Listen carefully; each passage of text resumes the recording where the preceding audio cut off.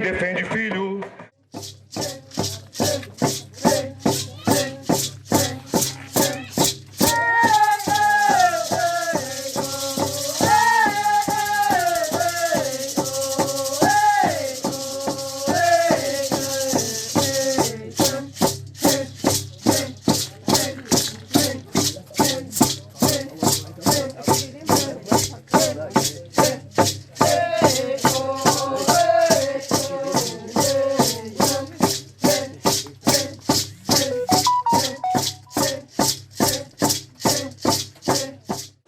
Promoção da cidadania, né?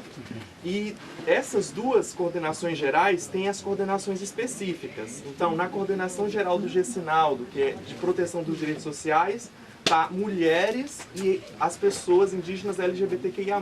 Então, a Iri Gavião coordena a política para as mulheres e a Larissa Pancararu coordena as políticas para as pessoas LGBTQIA+, né? Violências que as mulheres sofrem, né, nos territórios, toda a insegurança voltada à questão da maternidade e da paternidade também, né?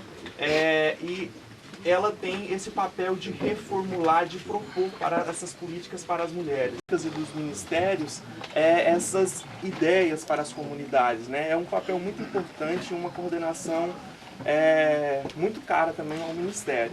Na outra coordenação geral, que o André baniu, que é a promoção da cidadania, tá eu, Bruno Canella, como coordenador de políticas para indígenas em situação de contexto urbano, e o coordenador de políticas de saúde, que é o Daniel, né? Ele não é indígena, acho que é a única pessoa não indígena, ele e a Júlia que ocupam, né? Mas em grande parte as pessoas são indígenas. Júlia é indígena também. E aí essas pessoas estão empenhadas a propor, a seguindo essa missão que está nessa cartilha aqui hoje, né? E explicando um pouco mais também sobre a questão do contexto urbano, que a Arpim Sudeste tem demonstrado aqui nesses dias, esses valores de escuta também, que é muito importante para entender esse movimento a partir das reivindicações do movimento indígena, que terão que ser atendidos nas cidades, né, nos seus bairros, nas suas comunidades, nas suas casas, e é o que a gente tem feito, né? Então, quando a gente fala de contexto urbano, a gente está falando de contexto histórico, que é uma estratégia também de promoção de política para essas pessoas que são indígenas, mas para a compreensão que dentro do Brasil a gente tem um índice altíssimo de migração forçada. Migração forçada não só pelos conflitos territoriais, mas também pelos desastres climáticos também, que fazem as pessoas migrarem de um lado para o outro, e isso tem se intensificado, as guerras, os desastres climáticos. Então, essa preocupação com esses indígenas, migrantes e refugiados, que estão em grande maioria no Brasil em contexto urbano,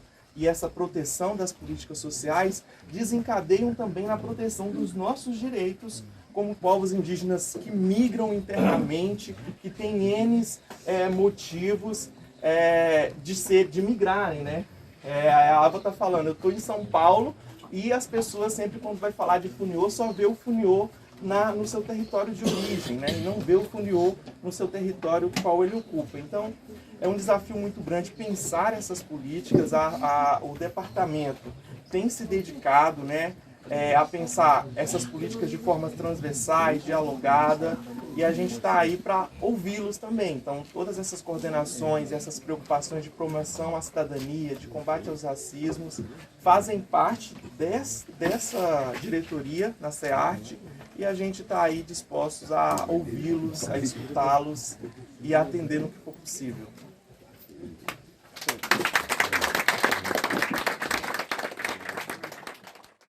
Índio defende terra, como mãe defende filho. Enfim, vários parceiros também de universidades, outros parceiros que trabalham com política indigenista, que são convidados a participar. Mas o grosso mesmo, os membros, são instâncias do governo federal, que envolvem tanto assim instâncias da Presidência da República, Casa Civil, Secretaria-Geral da Presidência, a SECOM, que é a Secretaria de Comunicação da Presidência, Secretaria de Relações Institucionais da Presidência, vários ministérios, né? Ministério da Saúde, por meio da CESAI, Ministério da Educação, Ministério da Cultura, Ministério da Igualdade Racial, da Justiça, enfim, vários mulheres também. São vários, assim, não vou nomear todos, porque eu não vou lembrar. No total são 24 órgãos. E também, obviamente, outras instâncias que não são ministérios, né, como a FUNAI, o INSS. A primeira reunião dele foi feita em novembro, começo de novembro, e a próxima reunião será agora em janeiro, no final de janeiro, né? E a ideia também é que ele institua, no âmbito dele, né, alguns grupos de trabalho específicos para debater situações específicas. E aí eu acho que a gente pode apresentar melhor, porque ela que está trabalhando com essa parte de construção desses comitês, né? Esses grupos de trabalho, na verdade, GTs que vão ser construídos no âmbito do comitê. Obrigada.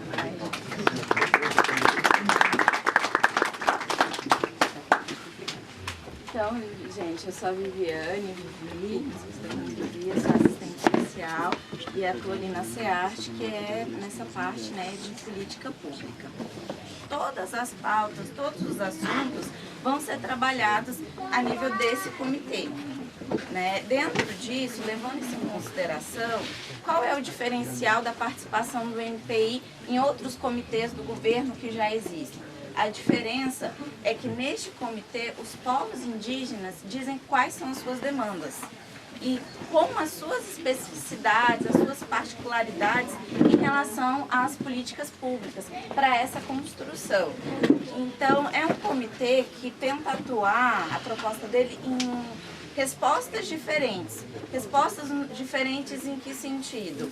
Primeiro momento, a gente tem políticas públicas que são emergenciais. A gente precisa de uma resposta agora. Por exemplo, a questão da seca, a questão das chuvas. A gente precisa de uma resposta emergencial.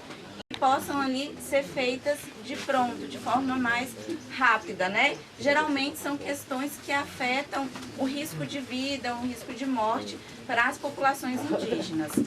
Em um outro momento, em um outro eixo também, a gente tem pensado que em questões de violação de direitos, porque tem alguns direitos que já existem, né? A Constituição traz esses direitos, mas muitas vezes eles são violados, eles não são acessados. Então, o que a gente pode estar fazendo, construindo, pensando para que esses direitos possam acontecer? Que ele chegue a essa população, né? Seja de norte a sul. Então, o que a gente pode fazer para isso?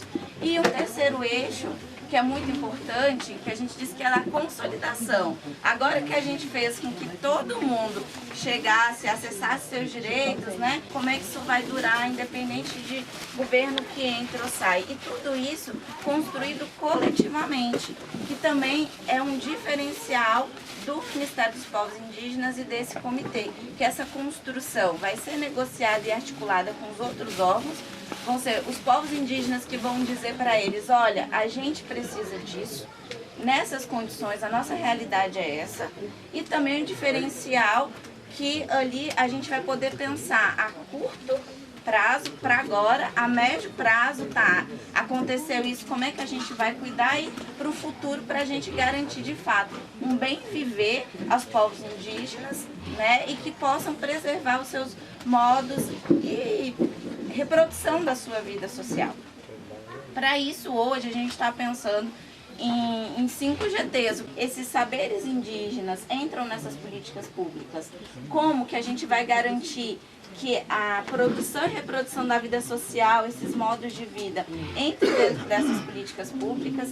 E como o professor Eliel colocou, essa questão da justiça também, né? Como tudo isso que foi historicamente violado vai entrar dentro dessa política. Então a gente tem a questão da educação e cultura como um viés muito importante. Um outro GT para a gente também que é muito importante é o das violências.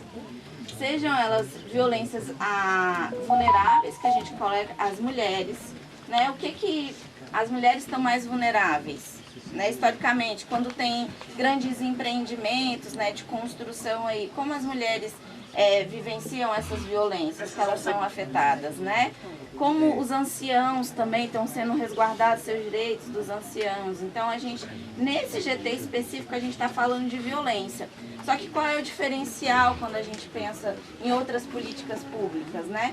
Que essa violência, ela não vai ser trabalhada só na violência do território corpo hoje, agora, mas entender como é que historicamente essas violências foram construídas e pensar numa reparação que não é individual. O que é importante, seria importante ter para daqui a uns anos, né, para os filhos, para os netos, enfim. Então é dentro desse contexto que esse comitê, que a gente julga ser importantíssimo, né, dentro do governo, dentro do Estado. E tem um que eu esqueci de falar, que é muito importante, acho que o Bruno, que é o coordenador, o Bruno Canello, da área, que vai trabalhar essas questões do contexto urbano. Tá, e tudo isso, como é que chega no contexto urbano? E quem está em trânsito, como é que vai ter acesso a direitos sociais se está em trânsito, né? É a questão dos refugiados, então tudo isso vai ser trabalhado nesse comitê. A gente conta muito com a participação de vocês para trazerem essas demandas, para a gente fazer essa escuta, para estar construindo uma nova forma de ver a política pública, de pensar a política pública e fazer com que o bem viver seja real, né? Isso incluindo a questão das terras. Mas também, ao mesmo tempo que elas foram construídas, elas podem ser desconstruídas. Então, esse papel desse GT ele é muito importante para pensar nessa desconstrução, né, dessas violências. O outro GT que para a gente também é muito importante, né, aí acho que eu fecho o 5, é a questão dos direitos sociais, né? Então, aquelas questões que fazem parte do nosso cotidiano, do dia a dia, como é que vamos fazer para que elas aconteçam? Documentação civil. Como é que está sendo para tirar a documentação civil? Como é que é? Tem que ir lá, e o CRAS, e o CREAS. Como é que está sendo esse atendimento? A segurança alimentar. Está levando em consideração que a produção seja feita no território ou que o alimento que chega leve em consideração o dia a dia ali daquela comunidade? Energia. Como é que está chegando essa energia nas aldeias, nas comunidades? E os pontos de internet? É interessante para aquela comunidade, ali é um acesso a um direito. Como é que a gente vai fazer para que esses pontos de internet chegam, se é de interesse ali daquela comunidade, né? Outro ponto importantíssimo também é a questão do Bolsa Família. Como é que está sendo esse Bolsa Família? Né? Como é que está sendo esses espaços de convivência comunitária, que é diferente do não indígena, e como é que está se dando esses espaços de convivência nessas diferentes etnias, diferentes saberes, diferentes relações sociais que têm que ser respeitados. Que também é uma questão muito importante, mas que o pessoal da SEDAT vai falar um pouquinho mais a respeito, aí a gente não vai entrar nisso agora, tá certo? Obrigada, gente. Índio defende terra, como mãe defende filho. Eu acho que tem uma coisa que é bem importante para a gente, que a Maíra me lembrou aqui, para a gente poder entrelaçar esse nosso momento. O que tem a ver, então, a CNPI com o nosso comitê lá na SEARTE? Tudo a ver, porque é a escuta ativa, atenta, quando nós vamos levar o que está acontecendo nos GTs, dentro do comitê, vai ser para o CNPI. Então, as pessoas que foram eleitas aqui também vão ter essa responsabilidade de trazer para a gente o que as comunidades têm demandado e o que a gente vai discutir lá e colocar à frente, e as pessoas vão dizer, olha, nas nossas comunidades isso faz sentido lá para Arpim Sudeste. Ah não, isso aqui não faz sentido para Arpim Sudeste. Então como a gente vai pensar cada uma das regiões, também ouvindo a partir disso dentro do nosso comitê. E aí eu gostaria de passar agora então para as outras duas secretarias que estão aqui com a gente. Eu sei que é cansativo, mas nós temos bastante coisa para falar, porque nós queremos ouvir vocês também. Mas eu acho que é importante esse momento. Aí eu quero passar para a secretaria da SEDAT, que está com essa responsabilidade das desintrusões dos territórios. Acho que a SEDAT tem muita coisa para falar. Lembrando que até a SEDAT perder a atribuição e o Ministério dos Povos Indígenas perder a atribuição que não era nossa, eu acho que isso é importante também a gente dizer. A atribuição da demarcação das terras indígenas à homologação não era da FUNAI, era do Ministério da Justiça. A gente, durante a transição, trouxe a demarcação e a homologação das terras para dentro do Ministério dos Povos Indígenas.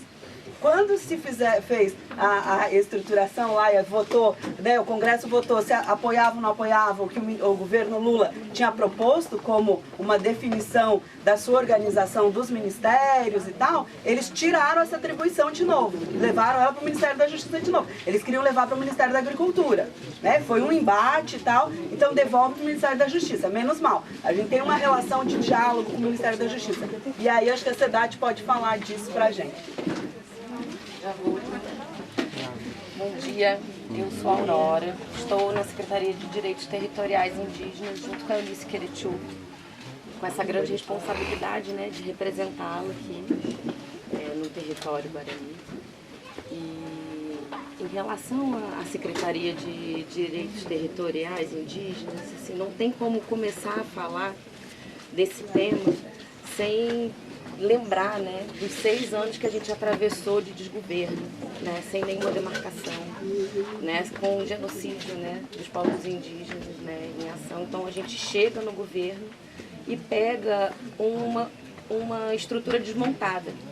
No geral, né, a gente chega com um ministério novo, porém numa estrutura desmontada de governo, para fazer a retomada, então, das políticas, né, do Brasil e trazer o acesso para os povos indígenas, para toda a população, na verdade, né, que sofreu nesses 6 anos, né.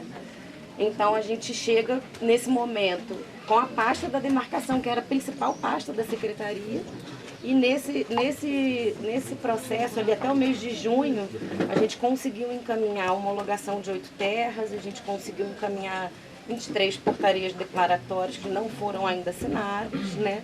Tem 6 terras para homologar, então a gente estava muito focado nesse lugar. Em junho, quando a demarcação foi retirada, e junto também com as ações judiciais todas lá do período dos 6 anos de desgoverno, né? Focada na questão dos povos isolados e de recentes contatos também, nas políticas, né, de retirada de invasores dos territórios, que foi um processo muito duro durante aqueles 6 anos de desgoverno. Então, quando a gente perde a demarcação do Ministério, aí vem toda uma nova reestruturação da Secretaria de Direitos Territoriais. Então, hoje, né, agora em novembro, saiu o decreto e a Secretaria ela funciona com o gabinete da secretária, o Departamento de Proteção Territorial e o Departamento de Povos Isolados e de Recente Contato. Então, o que nós temos como grande desafio dentro da Secretaria hoje? Né? Pensar a proteção territorial. Pensar a proteção territorial, de que forma que a gente vai pensar?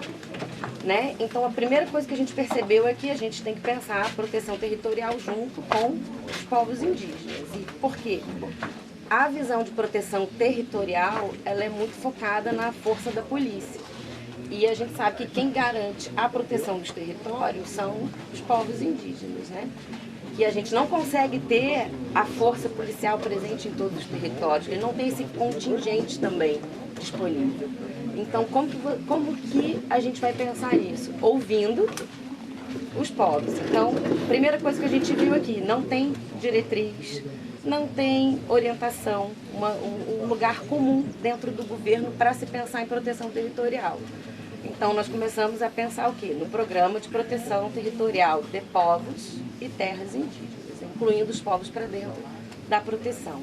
E para a gente desenvolver esse programa, a gente projetou para o próximo ano oficinas e seminários com o tema de proteção territorial por bioma, por região, e focado em ouvir mulheres, focado em ouvir jovens, focado em ouvir as lideranças espirituais também, para trazer a cosmovisão para dentro da proteção territorial. Essas oficinas e esses seminários, no pensamento da Secretaria de Direitos Territoriais, precisa acontecer ao longo do ano de 2024, para que a gente possa trazer essas contribuições para dentro do programa, né? Porque não tem como o governo fazer propostas sem garantir a Convenção 69. Né? Então a gente precisa que as demandas cheguem dos territórios para a gente poder apontar o caminho, porque senão fica uma coisa que alguém vai achar que isso é bom. Então a gente precisa desse momento de se reunir para poder apresentar as propostas e trazer para dentro do programa e constituir a política de proteção territorial, que a gente tem esse vácuo dentro do governo. Entendeu? Então, nesse sentido, esse primeiro ano foi um ano de muito planejamento, né? Foi um ano de trabalho sem orçamento, foi um ano de pensar no plano plurianual, foi um ano de pensar nas propostas orçamentárias para os próximos anos de governo. Né? Então a gente fecha agora, no final do ano, com todas essas propostas. Então, para o ano que vem, nós vamos estar, né, com as oficinas e com os seminários nos territórios, articulados junto com as organizações, pensando na melhor forma de construir esse programa. A gente já está minutando ele. E ele está previsto um período de 2 anos para que a gente consiga, né? Que é um período curto, mas a gente tem que aproveitar esse tempo que a gente está no governo, nesse momento que a gente está atuando. A gente precisa aproveitar esse curto espaço de tempo para garantir que esse programa seja instituído, entendeu? Para dentro, e que a gente crie essa política de proteção territorial para trazer uma maior garantia, né, legal e dentro do governo para as populações indígenas. Enquanto SEDAT, né, eu quero dizer que estou aqui disponível para receber também documentações e para conversar, né, que vocês quiserem encaminhar para dentro da SEDAT, que tiverem de encaminhamento, podem vir conversar comigo, entendeu? Eu quero agradecer e dizer que eu estou muito feliz de poder estar aqui e agradecer também ao Marquês Caraí, que foi quem abriu os meus caminhos dentro da causa indígena, quem me convidou, e é uma alegria muito grande estar aqui hoje com a presença dele também. Obrigada.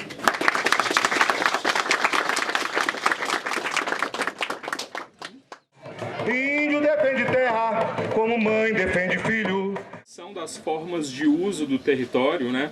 Como vamos utilizar, ocupar o território e, de preferência, como que a gente vai gerar algum recurso por meio dessa gestão. Mas eu prefiro deixar a minha definição um pouco de lado e pedir licença ao professor Eliel para usar a definição que ele, numa conversa informal ontem, ele colocou e eu achei super interessante e tomei nota. Ele disse que território é um produto das relações de sentido que se criam no lugar.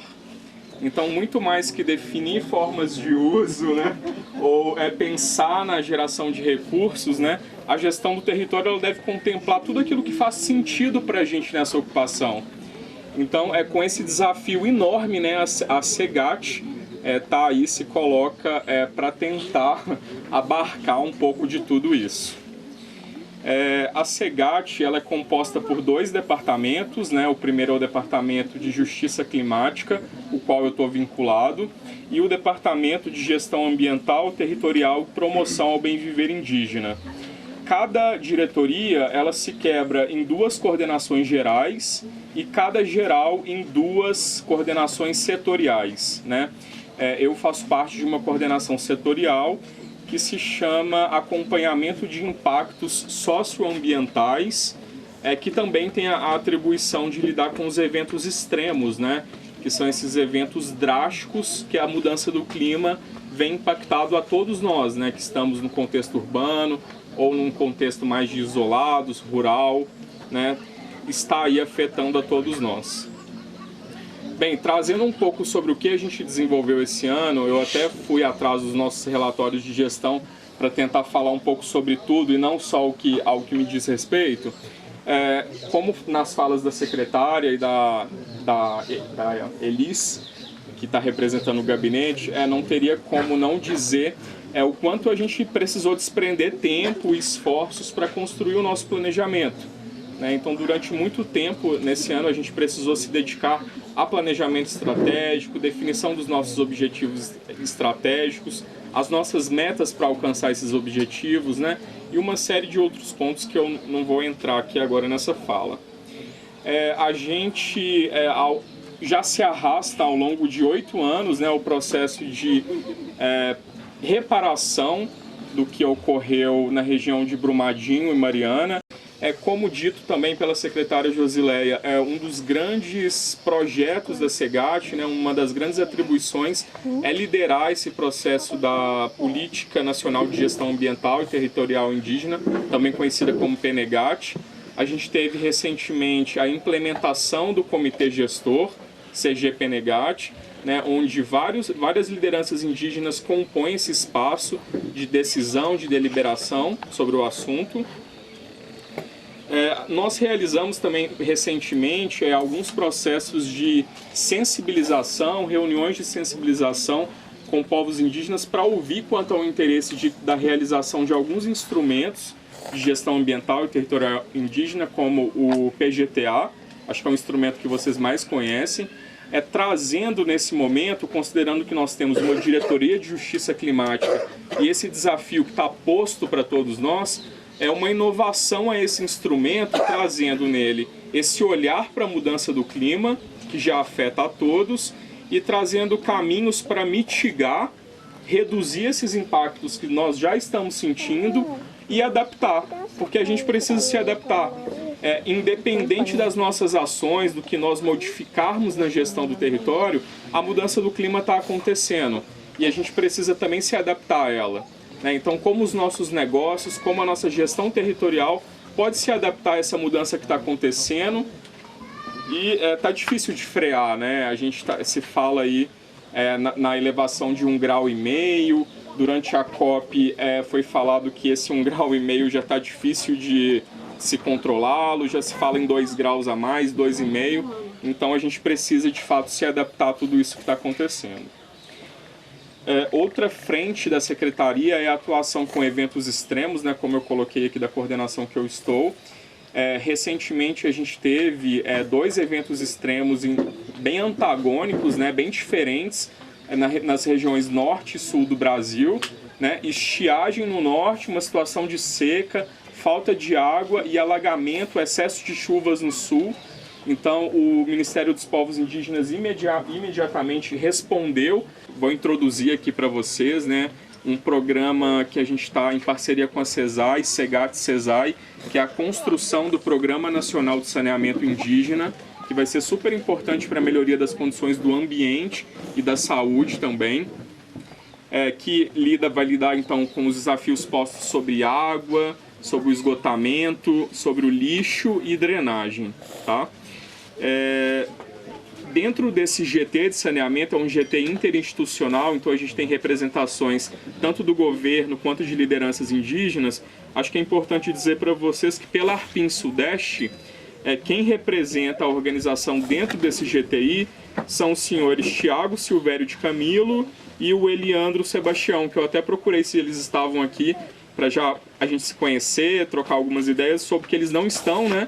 Mas é importante que esses 2 representantes estejam muito bem subsidiados das situações de saneamento e de saúde dos territórios que compõem a Arpim Sudeste, para eles levarem isso, né? E levarem essas informações para as reuniões e serem aí subsídios para a construção desse grande programa.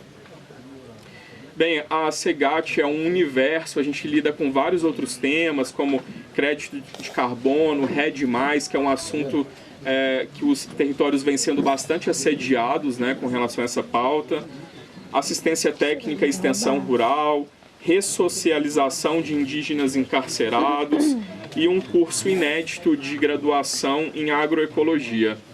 Eu não pretendo esgotar aqui todos os assuntos que a Secretaria lida, mas assim como os outros colegas, também me colocar à disposição para receber documentos ou mesmo dialogar, conversar, deixar os canais também de atendimento, e-mail, telefone da Secretaria, para o acesso aí de todos que tiverem interesse, certo? Muito obrigado.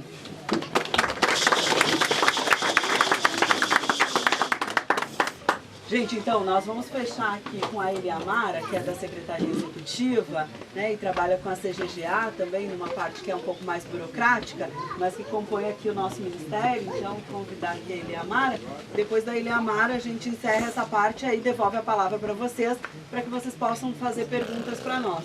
E aí a gente já organizou aqui, a Elis vai ser a pessoa que vai coordenar a nossa mesa, então, com as anotações de quem fará as perguntas, tá bem? Bom dia, eu sou Eliamara Terena, do povo Terena, vim da aldeia Bananal, de Itamariteg, mesmo território do Eloy, né, que é o nosso secretário executivo. Eu faço parte da Secretaria Executiva, como elas já falaram, né? A Secretaria Executiva ela é o operacional do Ministério, né? Nós não saímos da Trabalha Campus, inclusive eu só estou aqui porque eu sou indígena e estou ajudando na logística do evento. Mas o nosso trabalho é mais chato, digamos assim. Nós somos as pessoas que ficam o dia inteiro lá em frente ao computador, dando subsídio para essa galera aqui trabalhar, né?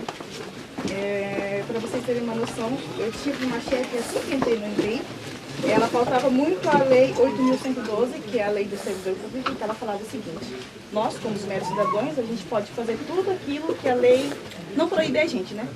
Nós aqui como servidores, como representante do Estado, nós só podemos fazer aquilo que a lei nos permite fazer. Então isso às vezes é muito... A gente fica muito em cima disso. Meu chefe imediato é o Grossimi Mapichilapchana.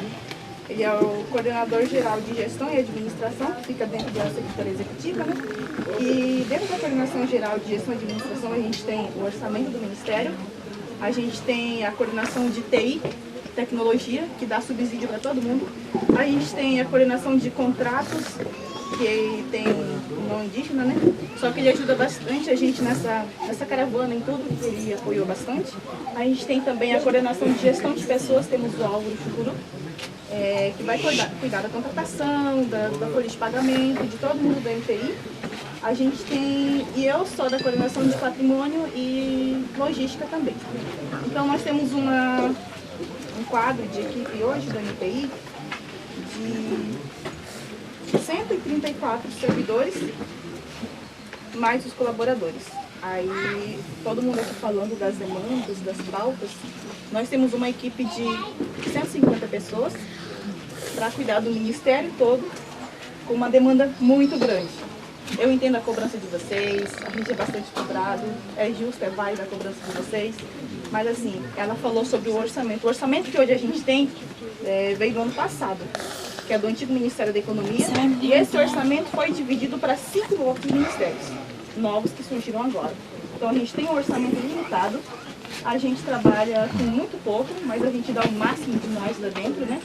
A gente tenta atender todo mundo, mas às vezes não, eu peço da parte de vocês. 134 servidores, mais os colaboradores. Aí, todo mundo aqui falando das demandas, das pautas. Nós temos uma equipe de 150 pessoas para cuidar do Ministério todo, com uma demanda muito grande. Eu entendo a cobrança de vocês, a gente é bastante cobrado, é justo, é válida a cobrança de vocês, mas assim, ela falou sobre o orçamento. O orçamento que hoje a gente tem veio do ano passado, que é do antigo Ministério da Economia, e esse orçamento foi dividido para 5 outros ministérios novos que surgiram agora. Então a gente tem um orçamento limitado, a gente trabalha com muito pouco, mas a gente dá o máximo de nós lá dentro, né? A gente tenta atender todo mundo, mas às vezes não, eu peço da parte de vocês, se a gente ou eles deixarem de atender, eu não conseguir, porque a gente tem um orçamento e uma equipe muito limitada, tá bom? Vou falar mais sobre esse RGA. Nós somos o administrativo, o operacional, e eu acho que é isso, tá, gente? Estou à disposição também. Não costumo falar, porque eu sou administrativo.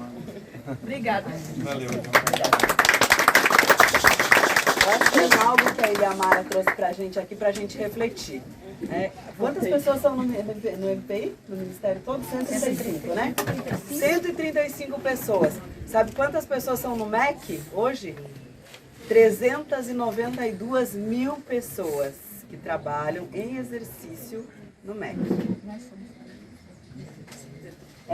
Nosso ministério é muito pequenininho para o tamanho da nossa demanda e tudo. Se fosse um ministério mãe, nesse ministério vai ter concurso e 30 vagas foram destinadas para o Ministério dos Povos Indígenas. Porque o que acontece lá? Nós temos as coordenações finalísticas, que normalmente são EUQIP. A coordenação do Bruno é EUQIP. A coordenação da Aurora é EUQIP. Então, algumas coordenações são EUQIP, a única pessoa que está lá, porque nós não temos servidores concursados ainda na casa. Então é um desafio também fazer com que o Ministério tenha, e vai acontecer. A gente tem que pautar, pedir, né, e explicar por que nós precisamos de mais servidores, tanto na FUNAI, e é uma necessidade, quanto no Ministério. Mas é isso, é a construção, né, faz parte do processo. Índio defende terra, como mãe defende filho. Então, considerar os biomas, considerar a diversidade linguística, considerar as florestas, os territórios, as organizações, isso que permite essa garantia da diversidade no processo de implementar uma política pública. Então, essa é a característica que devemos construir, ouvindo a diversidade, né, das pessoas, linguagem, perspectiva e sonho, para a gente possa construir o bem viver. Então, a política pública é a perspectiva da construção do bem viver como um todo.